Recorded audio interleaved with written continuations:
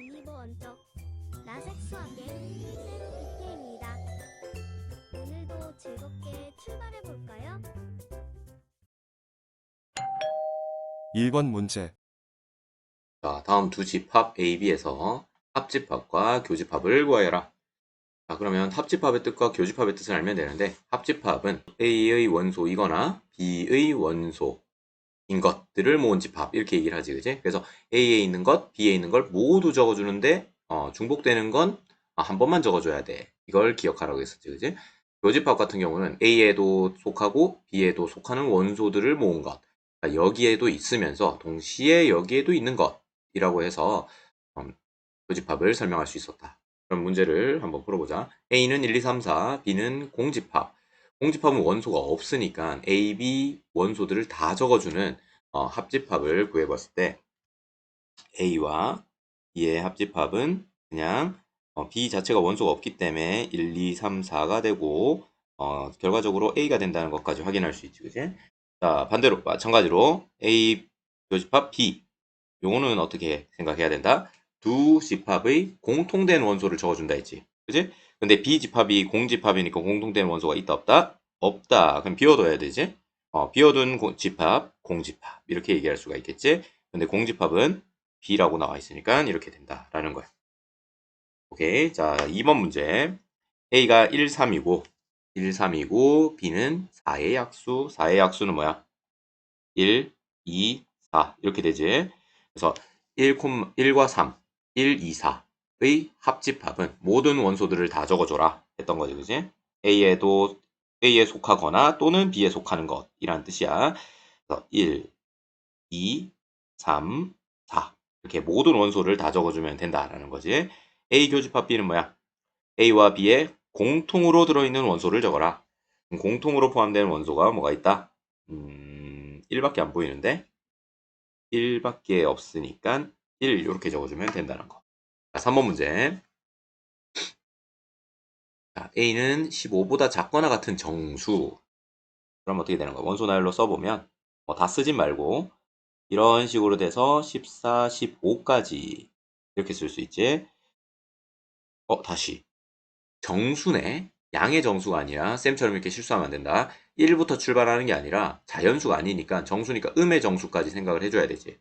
그지? 그러면 여기가 이렇게 지워지고 어떤 식으로 적어야 되냐면 뭐 땡땡땡 마이너스 1, 0, 1, 땡땡땡 이런 식으로 뭐 어떻게 쓰느냐는 다 상관없고 15보다 작은 정수들 무한히 많다라는 거 무수히 많다는 걸 알고 무한집합이구나 이렇게 생각하면 되겠지, 그지? 자, 16보다 크거나 같은 정수 그럼 16부터 해서 17 해서 땡땡땡 이렇게 적을까? 이렇게 적어도 충분하겠지, 그지? 이렇게 됐을 때 A와 B의 교집합과 합집합부터 한번 구해보면 모든 원소를 다 적어야 되잖아. 근데 뜻에서 보면 15보다 작거나 같은 정수와 16보다 크거나 같은 정수를 다 적으면 결국엔 뭐가 될 것 같아? x는 정수가 돼버릴 것 같지, 그지? 그래서 x는 정수 전체의 집합이 될 거니까 x는 그냥 정수이다 이렇게 쓰면 되겠네.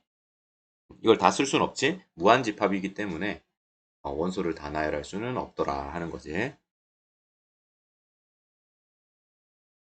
자, B집합은 어떻냐? A 교집합 B는 두 집합에 공통된 원소가 있느냐 하는 건데 방금 전에 얘기했던 것처럼 15보다 작거나 같고 16보다 크거나 같다. 겹쳐지는 부분이 있을까? 없겠지. 없다라는 것은 어떻게 표현한다? 공집합이다. 이렇게 표현할 수 있다는 거야. 되겠지, 그지? 4번. A는 자연수이고 B는 유리수이다. 그 두 집합의 합집합을 구해봐. 합집합. 자, 합집합은 결론적으로 뭐가 될 것 같아? B가 된다는 걸 알 수가 있어. 왜? 왜 그러냐면 유리수라는 것은 어떻게 쓸 수 있는 거냐면 정수분의 정수꼴로 쓸 수 있는 그런 수를 우리가 유리수라 하지. 다만 분모가 0이 돼서는 안 되고, 그지? 근데 그 자연수라는 녀석이 유리수의 체계 안에 들어간다라고 얘기를 할 수가 있어. 왜 그러냐면 자연수라는 거 아무거나 예를 들어 봤을 때 한 3 이런 거 예를 들어 볼까?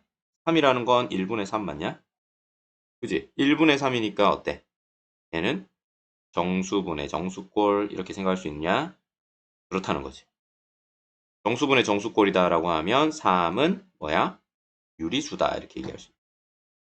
그러니까 자연수 아무거나 가져오게 되면 그 녀석은 1분의 그 자연수 꼴로 나타날 수 있으니 유리수다 얘기하게 된다. 그러니 자연수의 모든 원소들은 다 유리수에 포함이 되지, 속하게 되지.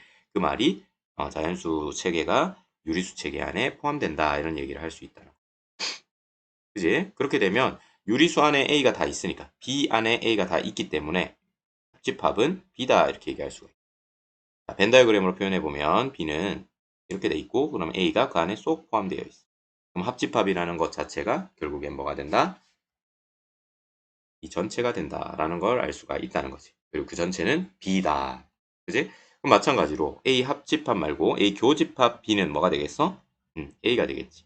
만약에 이거 빨간색으로 나타내 본다면 A와 B의 교집합은 이거 요 부분이 된다는 걸 알 수가 있지? 겹쳐지는 부분인. 그래서 빨간색으로 표현된 저 부분이 교집합이구나 라는 걸 확인할 수가 있겠네. 그래서 지금 4번 문제와 이 1번 문제 같은 경우에 포함 관계가 합집합과 교집합에 어떤 영향을 주는지를 알게 해줘. 정리해보면 만약에 A가 B에 포함이 딱 돼 있잖아? 그러면 우리가 어떻게 쓸 수 있냐면 A 합집합 B는 B고 A 교집합 B는 A다 이렇게 얘기를 할 수가 있어요. 이 이유는 방금 전에도 얘기했다시피 이렇게 되면 B가 벤 다이어그램으로 이렇게 되고 A가 이렇게 된다는 거지. 그렇게 됐을 때 합집합이라는 거는 뭐야? 결국에는 이 전체가 될 수밖에 없고 맞지? A와 B의 합집합은 전체를 적어주는 거니까. 그리고 교집합이라는 건 뭐다? 겹쳐지는 부분을 얘기하게 되니까 요 A가 교집합이 된다는 걸 벤 다이어그램으로 확인할 수가 있더라는 거야. 되겠지? 이것도 기억해 놓으면 뭐 계산 굳이 할 필요 없이 바로바로 포함관계로 교집합과 합집합을 알 수가 있다는 거야.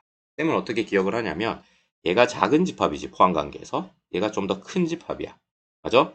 합한 거는 큰 거와 같고 교한 거는 작은 거와 같다. 이런 식으로 좀 기억을 하면 조금 더 기억하기가 좋더라는 거지. 넘어가자. 2번 문제. A 집합이 1, 2, 4고 B 집합과 서로소다. 저는 여기 개념이야. 서로소다. A와 B는 서로소다. 교집합이 공집합이다. 떠올라야 되지. 자, A와 B의 합집합은 1, 2, 3, 4, 5, 6. 자, 이 중에 지금 보면 A 집합이 1, 2, 4니까 1, 2, 4가 A에 해당되는 거야. 그럼 B 집합은 무엇이니? 라고 묻는데 그거를 알게 해주는 정보가 정확하게 알게 해주는 정보가 요 녀석이더라는 거지. A, B가 교집합이다. 교집합이 공집합이다라는 거는 벤 다이어그램으로 어떻게 표현이 되는 거야? A와 B가 이렇게 겹쳐지는 부분이 없도록 그려진다는 거야. 이제 전체 집합 이렇게 할까? 자, 이렇게 집합에 벤 다이어그램이 이런 꼴로 나온다라는 거 그리고 여기가 1, 2, 4라는 거까지. 근데 A와 B의 교집합, 합집합. A와 B의 합집합이라는 건 여기와 여기까지 합한 거거든? 그지? 그렇다면 이 B에는 뭐가 들어갈래? 하는 건데 당연한 거 아니냐? 3, 5, 6이 들어가면 되는 거지.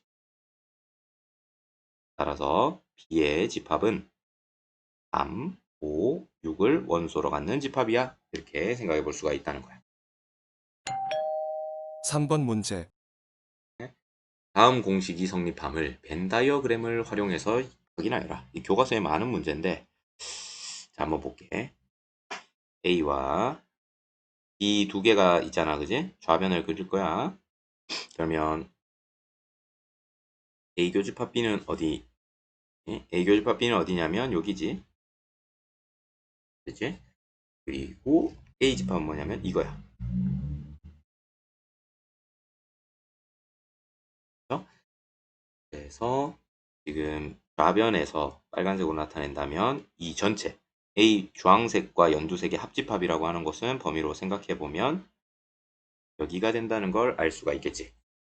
이렇게 됐어. 근데 이 빨간색으로 표현된 부분이 뭐야 결국엔 A잖아. 맞지? 그래서 왼쪽 걸 나타내 봤더니 A가 나온다. 이렇게 벤 다이어그램으로 확인할 수 있겠네. 자, 오른쪽 것도 해볼까?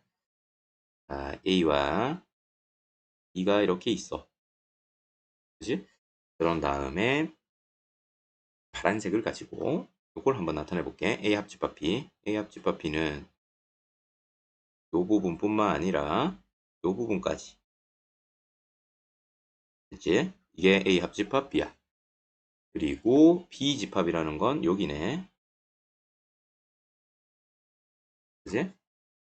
근데 B와 그러니까 주황색과 파란색의 교집합은 어디야?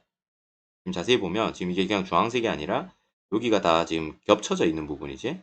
우리 교집합 찾을 때 겹쳐져 있는 부분을 찾는 거고, 그리고 이렇게 색칠해 보니까 이게 뭐야? 결국엔 B다라는 걸 확인할 수가 있다. 이게 벤 다이어그램으로 확인한 거야. 근데 아까 앞에서 어떤 거 배웠어? 이거 배웠잖아. 가져와서 대입해서 한번 계산해 볼까? 자, 이걸로 한번 생각을 해봐. 봐. 지금 왼쪽 문제에서 A와 A 교집합 B가 있어. 만들었을까? A 교집합 B와 A 사이 관계가 어때? 이렇게 포함관계를 이루는 거 맞냐? 그지? 교집합이니까. 그러면 이렇게 작은 집합, 큰 집합 이렇게 되면 어떻게 된다 했던 거야? 순서대로 쓸게. 합집합은 뭐가 된다? 큰 게 된다. 그치?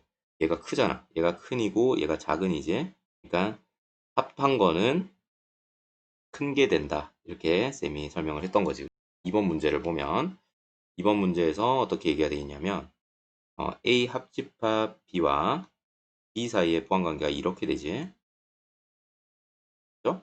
그렇게 되면 또 우리의 그거의 교집합은 B와 A 합집합 B의 교집합은 뭐가 되느냐? 이게 문제였는데 결국에는 얘가 작은 집합, 얘가 큰 집합이지. 근데 교를 하잖아. 그렇게 되면 뭐가 된다 했어? 작은 집합. 그지? 그래서 아까 배운 내용, 요 내용이 결국엔 방금 푼 요 문제를 설명해 주기도 한다. 이렇게 기억하면 좋지, 그지? 그러니까 이 내용을 알고 있으면 풀 수 있는 문제가 좀 늘어날 수는 있겠네. 자, 추가로 결국에는 A가 B에 포함된다라는 거에 같은 표현을 좀 써봤어. A가 B에 포함된다라는 거와 같은 표현은 방금 배운 작은 거와 큰 거의 교집합은 작은 게 되고 그지? 작은 거와 큰 거의 합집합은 큰 게 된다. 합큰. 그래서 요거 기억을 해주면 좋고 A에서 B를 빼게 되면 공집합이 된다. 왜냐면 이 그림을 생각해 보면 되지. A에서 작은 거에서 큰 걸 빼면 싹 다 사라져 버리겠지. 공집합. 그리고 우리 차집합이라는 건 결국엔 이렇게 표현할 수 있다 했던 거 기억나지? 그러니까 여기에서 요 식이 그대로 나옵니다. 그죠? 그 다음에 여기서 이렇게 넘어갈 때는 어떻게 넘어가는 거야? 적을까? 드모르간의 법칙에 의해서 A 교집합, 여집합, B는 이렇게 양변에다가 꿀밤을 팡팡 때리게 되면 어떻게 된다 했어? A는 폭이 생기고, 컵은 뒤집어졌고, 이렇게 되고, 혹에다가 꿀밤을 때리니까 혹이 떨어져 버려. 그리고 공집합의 여집합은 전체 집합이 된다라는 거. 기억나지? 그게 이거야. 그래서 자, 그리고 요 식은 어떻게 나오는 식이냐면 또 요 식에서 나오는 거거든. 봐봐. A 교집합, B의 여집합이 공집합이잖아. 근데 이거를 순서를 바꿔서 요렇게 써볼 수가 있을 거잖아. 교환 법칙에 의해서. 그리고 B 여집합에다가 얘를 A 여집합의 여집합이라고 본다면 이 녀석 교집합 빨간색으로 이 녀석 교집합 얘의 여집합 되니까 어떻게 쓸 수 있냐면 이 녀석 차집합 얘 이렇게 쓸 수가 있어. 여기다 빈칸을 메꿔 넣어보면 B 여집합 차 가로에 A 여집합이지 이렇게 돼. 가로는 굳이 쓸 필요가 없으니 B 여집합 차 A 여집합 그렇게 되지. 근데 등호를 따라가 보면 이게 된다는 거지. 따라서 이런 식이 나온다 라고 설명할 수가 있겠네. 뭐 외워야 된다는 건 아니고 이런 식으로 전개를 할 수 있으면 또 풀어낼 수가 있는 방법이 있다는 거지. 4번 문제. A, B, C가 있을 때 합집합이 주어져 있고 A, C의 합집합이 주어져 있어. 그때 이거는 어떻게 구해질까 하는 게 문제네. 이런 문제는 결국엔 A와 B와 C가 각각 주어져 있지 않기 때문에 벤 다이어그램을 그리기도 꽤나 어려운 부분이 있을 거야. 그지? 그리고 세 개의 집합이 있기 때문에 벤 다이어그램 그릴 때도 굉장히 복잡하다는 걸 알 수가 있거든. 근데 지금 우리가 구하는 식을 봤더니 생각보다 쉽게 풀리겠다라는 생각을 하게 되네. 뭐야? 이거 무슨 집합, 무슨 법칙이지? 이게 요렇게 분배되는 분배 법칙이지, 그지? 그래서 A 합집합과 B 그리고 또 A 합집합과 C 이렇게 분배가 되고 가운데 있는 요 녀석이 가운데에 연결이 되면 끝나는 거지. 야, 이거 다 풀었는데? A 합집합 B가 주어졌잖아. 3, 4, 5. 그리고 A 합집합 C도 주어져 있어. 그지? 그러면 그거의 교집합을 구하는 거니까 공통된 원소만 찾으면 끝나네. 없네. 그지? 따라서 뭐가 된다? 4만 가지는 집합이 되는구나. 이렇게 쉽게 풀 수 있는 문제. 그래서 분배 법칙을 적절하게 활용해서 식을 변환을 하는 게 가장 중요한 문제였던 그런 문제네. 이런 문제 많이 나와. 5번 문제. 마지막 문제도 굉장히 필수 유형 중에 하나야. 내가 장담하건대 중간고사에 무조건 나오겠지. 왜냐하면 실생활을 문제를 주고 그 실생활 상황의 문제를 집합으로 가져와서 푼 다음에 그걸 다시 실생활로 돌려놓는 문제는 수학을 배우는 이유야, 이유. 그렇기 때문에 이 5번 문제는 반드시 나오겠구나. 물론 이제 이건 다르겠지만 이런 실생활 문제는 무조건 나온다. 그러면 그런 실생활 문제 유형을 너희들이 반드시 마스터하고 시험을 봐야겠네. 이런 생각할 수 있겠지, 그지? 자, 보자. A 영화를 관람한 학생 23명, B 영화를 관람한 학생 17명, A와 B를 모두 관람한 학생 5명. 자, 이 말 뜻을 알아야 돼. 쌤이 이렇게 할게. A 관람한 학생의 집합을 내가 A라 할게. 그렇게 되면 지금 문제에 나와 있는 게 23명이라고 나온 게 이게 23이다. 이런 뜻으로 쓸 수 있냐? 쌤이 이렇게 학생이라고 써줘야겠네. A를 관람한 학생의 집합을 A라고 할 때 NA는 23이다. 되겠지? 이 영화를 관람한 학생, 그거를 우리가 B라고 한다면 문제에 주어진 게 NB가 뭐다? 17이다. 이게 주어진 거야. 거기다가 A와 B를 모두 관람한 학생이 5명 이상. 이거는 식으로 어떻게 쓸 거야?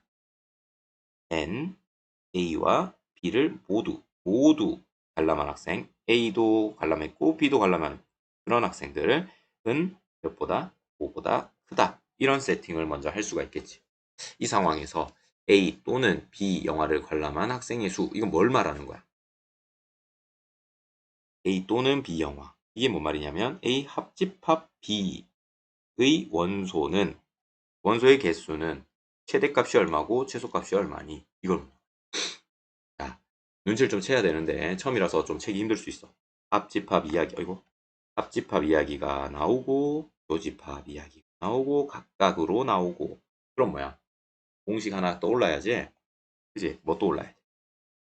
N, A 합집합 B라는 것은 그러니까 A 합집합 B의 원소의 개수는 A 원소 개수에다가 B 원소 개수 더한 다음에 뭐야? 중복된 만큼 즉 교집합만큼 빼줘야 돼. 자, 그런데 NA가 A의 원소의 개수가 23개고 그지? NB가 17개라는 게 주어져 있지. 그러면 27 더하기 10, 23 더하기 17은 얼마야? 40이네, 40.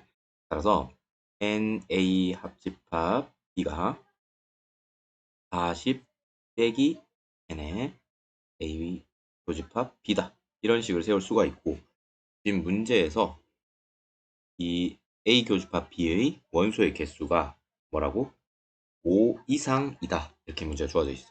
얘가 5 이상이다라고 주어져 있는데 자, 문제에서 지금 40이라는 고정된 값에서 이 교집합의 개수만큼 뺀 것이 교집합의 개수가 된다라는 거잖아. 그러면 얘가 만약에 제일 작은 값, 얘 값이 작아질수록 예를 한번 들어볼게. 예를 들어서 40에서 3을 뺀 거랑 40에서 5를 뺀 거랑 40에서 7을 뺀 거랑 자, 생각을 해본다고 하면 얘는 37이지, 그지? 얘는 35고 얘는 33이네. 그죠? 그 말은 이 값이 커짐에 따라서 여기 값이 빼는 값이 커질 때마다 계산한 값은 어떻게 돼? 더 작아지는구나. 이렇게 결론 내릴 수 있지. 그러니까 얘가 커지면 뭐가 NA 합집합 B는 작아진다. 이런 생각을 할 수 있지, 그지? 반대로 작아지면 커진다. 생각할 수 있지? 작아지면 합집합의 개수는 커진다. 이렇게 생각할 수 있어. 그 말은 작아진다라는 말과 똑같은 말이 뭐야? 최소, 제일 작은 값이 최소지. 커지다 못해 제일 커지는 값이 최대일 거야. 그럼 뭐다? 언제 가장 작아지겠어? 가장 커졌을 때 가장 작아지고 가장 작아졌을 때 가장 커진다. 이런 생각을 할 수 있잖아. 그러면 결국에 내가 해야 되는 게 뭐다? 바로 요거네. 즉, 별로 가져와서 NA 교집합 B가 언제 가장 커지는지 그리고 언제 가장 작아지는지를 구하면 된다. 이런 생각을 할 수 있다는 거지, 그지? 그러면 교집합의 원소의 개수는 5 이상이기 때문에 가장 작아질 때는 벌써 나와 있네. 이 말이 5일 때라는 소리지. 그치? 그러면 가장 커질 때는 언제일까? 교집합이. 교집합이 가장 커진다는 건 어떤 거야? A의 원소의 개수가 23개, B의 원소의 개수가 17개야. 그러면 A 교집합 B는 보통 이렇게 그리는데 원소의 개수가 뭐가 더 커? 얘가 23개, 얘가 17개. 더 크단 말이야. 얘가 더 크단 말이야. 그지? 그러니까 A가 B에 포함되는 경우는 있을 수 있다 없다? 있을 수가 없어. 왜냐하면 NA가 더 크거든. NB보다. 원소 개수가 더 큰 것이 포함되는 상황은 벌어질 수 없지. 그지? 그렇기 때문에 어떤 상황이 벌어질 수 있다? B가 A에 포함되는 경우는 생길 수 있어. 그러면 B가 A에 포함되는 경우면 그림이 A가 이렇게 있고 B가 이런 식으로 그려지는 거기 때문에 이렇게 되면 A와 B의 교집합이 뭐가 되는 거? 작은 집합이 된다는 거 앞에서 배웠었지, 그지? 그러니까 NA 교집합 B가 가장 커질 수 있는 것은 NB가 될 때 가장 커진다라는 거지. 겹쳐지는 부분이 이만큼이고 이만큼 남는 거와 겹쳐지는 부분이 B 전체인 경우를 생각해 보면 당연히 이게 더 큰 거지, 겹쳐지는 부분이. 그리고 MB는 17이기 때문에 제일 커지는 거는 17일 때이다. 이렇게 생각할 수 있다. 자, 결론 내자. 그러면 NA 합집합 B는 언제 가장 작아진다고? 최소 한번 따라와봐. 그러니까 언제 최소이냐면 이게 가장 커질 때 최소야. 가장 커질 때가 17일 때지. 17일 때 최소값을 갖는 거야. 됐나? 그러면 최소값은 얼마다? NA 즉 40 빼기 제일 커질 때 17일 때. 따라서 23일 때. 됐지? NA 합집합 B가 언제 제일 커진다? 커지는 것은 파란색으로 한번 표시해볼까? 언제 제일 커지는 거야? 최대. 그러면 작아질 때. 가장 작아질 때. 가장 작아질 때 언젠데? 5일 때야.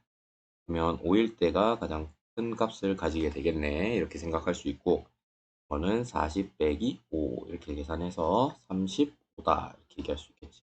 따라서 답은 최소값은 23, 최대값은 35다. 이렇게 결론이 내는 거지. 이 관계를 알아야 돼. 합집합은 40 빼기 교집합이다 했을 때 교집합이 커지면 커질수록 더 큰 값을 빼는 거니까 얘는 작아질 거야. 커질수록 작아질 거야. 맞지? 그리고 얘가 고정되어 있으니까 얘가 작아지면 작아질수록 작은 값을 빼는 거니까 얘는 결론적으로 더 큰 값을 가지게 되겠지. 비교적.